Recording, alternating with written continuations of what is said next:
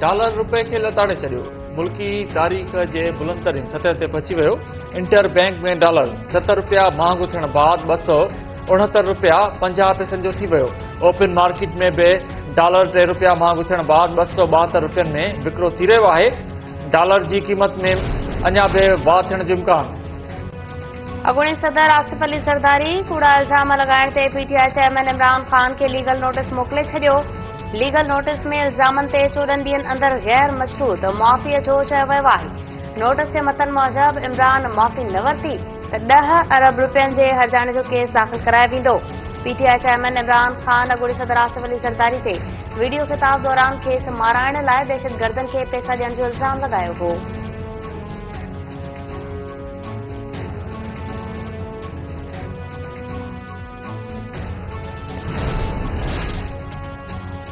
Punjab assembly जी election जी तारीख़ ॾियण लाइ पीटीआई जी दरख़्वास्त ॿुधण लाइ मंज़ूर। लाहौर हाई कोर्ट 90 ॾींहनि अंदर चूंड कराइण वारी दरख़्वास्त ते इलेक्शन कमीशन ऐं गवर्नर खे पर्सनल सेक्रेटरी ज़रिए नोटिस जारी करे छॾिया। जस्टिस जवाद हसन रीमार्क्स बि चयो आहे त हीउ मामिलो पीटीआई जो न पर अवामी ऐं जमहूरी आहे। असांखे पाकिस्तान जी जमहूरियत लाइ विढ़णो आहे। अदालत दरख़्वास्त ते ॿुधणी 3 फरवरी ताईं मुलतवी करे छॾी।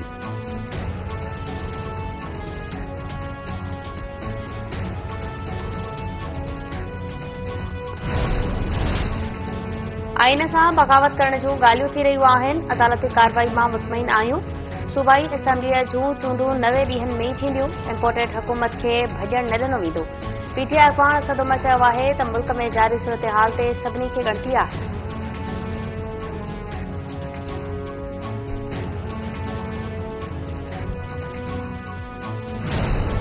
FIAL इधर आए ना कोई, हम किसी से लड़ने नहीं चाह रहे, ये बहाने ढूंढ रहे हैं। अगर ये हमारी नहीं है तो हम कौमी मुजरम हैं, हमें नाअहल करार दिया जाए, हमारे खिलाफ इलेक्शन कमीशन में दरखास्त दी जाए। आधे मरले की ये लड़ाई लड़ रहे हैं, वो भी पता नहीं आधा मरला बनता है कि नहीं बनता।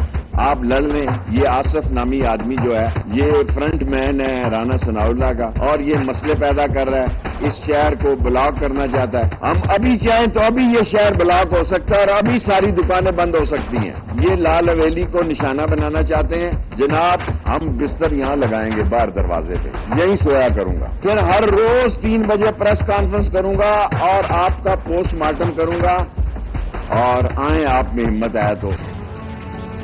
रावलपिंडी जी ज़िले इंतजामिया शेख रशीद जी रहाइश का लाल हवेली जे 2 यूनिट्स समेत 7 मिल्कियतुनि खे सील करे छॾियो। एवाक्यू ट्रस्ट प्रॉपर्टी जी दरख़्वास्त ते FI ऐं पुलिस जी मदद सां ज़िले इंतजामिया लाहौर लाल हवेली जे यूनिट्स खे सील कयो। शेख रशीद लाल हवेली खे सील करण वारो क़दम लाहौर हाई कोर्ट में चैलेंज करण जो ऐलान कंदे चयो त कंहिं सां विढ़ण नथा चाहियूं पर डिॼण वारा न आहियूं। हुकूमत इंतकामी कार्रवाई करे रही आहे। गॾियल अरब इमारात जे सदर पाकिस्तान जो दौरो मुलतवी करे छॾियो। वफ़ाक़ी वज़ीर मरियम औरंगज़ेब चयो आहे त गॾियल अरब इमारात जे सदर शेख मोहम्मद बिन ज़ैद अल नहयान खे अॼु पाकिस्तान जे दौरे ते इस्लामाबाद पहुचणो हो पर मौसम जे ख़राबीअ सबबि दौरो मुलतवी कयो वियो आहे। हाणे दौरो रीशेड्यूल कयो वेंदो।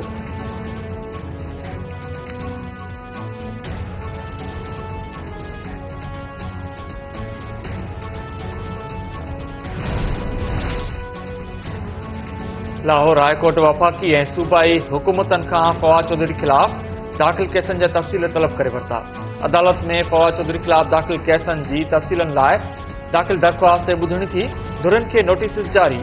वकील बाबर ऐवान चयो आहे त फवाद चौधरी खे कुझु बि थियो त ज़िम्मेवार हुकूमत हूंदी।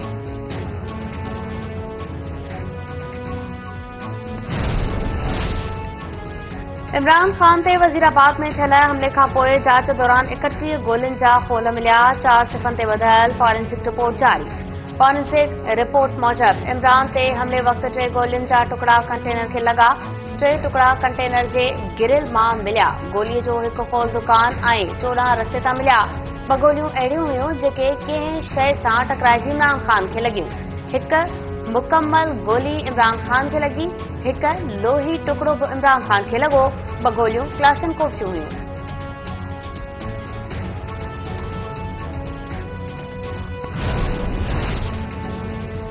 इस्लामाबाद सां मज़ाक थी रहियो आहे। जेकॾहिं चीफ कमिश्नर वटि CDA चेयरमैन जी चार्ज हूंदी त बाक़ी कम केरु संभालींदो?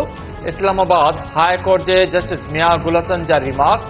चीफ कमिश्नर खे CDA चेयरमैन बणाइण ख़िलाफ़ दरख़्वास्त ॿुधण लाइ लार्जर बेंच जोड़ण जी दरख़्वास्त ॿुधण लाइ मंज़ूर। जस्टिस मियां गुल हसन औरंगज़ेब रिमार्क्स ॾींदे चयो त मामिलो चीफ जस्टिस ॾांहुं मोकिले रहिया आहियूं, उहो ई लार्जर बेंच जोड़ींदो।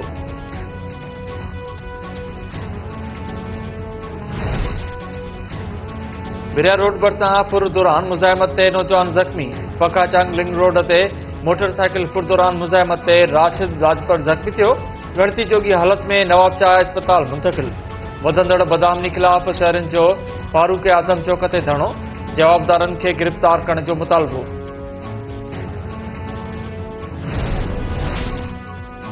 कोटड़ी वेझो शागिर्दियाणी मुबैना तौर अफ़वाह। वारसनि पारां शागिर्दियाणी खे बाज़ियाब कराइण जो मुतालबो।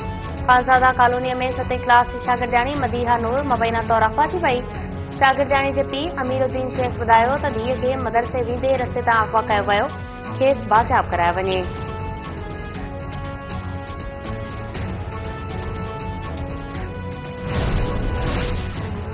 ऐं भान सैदाबाद में तेल कंपनी पारां मक़ामी माण्हुनि खे बुनियादी सहूलियतूं न ॾियण ख़िलाफ़ शहरनि जो एहतिजाजी मुज़ाहिरो। गेट आॾो धरणो। मुज़ाहिरी चयो आहे त तेल कंपनी मक़ामी माण्हुनि जे हक़नि ते धाड़ो हणी रही आहे। तालीम, सिहत ऐं पीअण जे साफ़ पाणी जूं सहूलियतूं फ़राहम कयूं वञनि।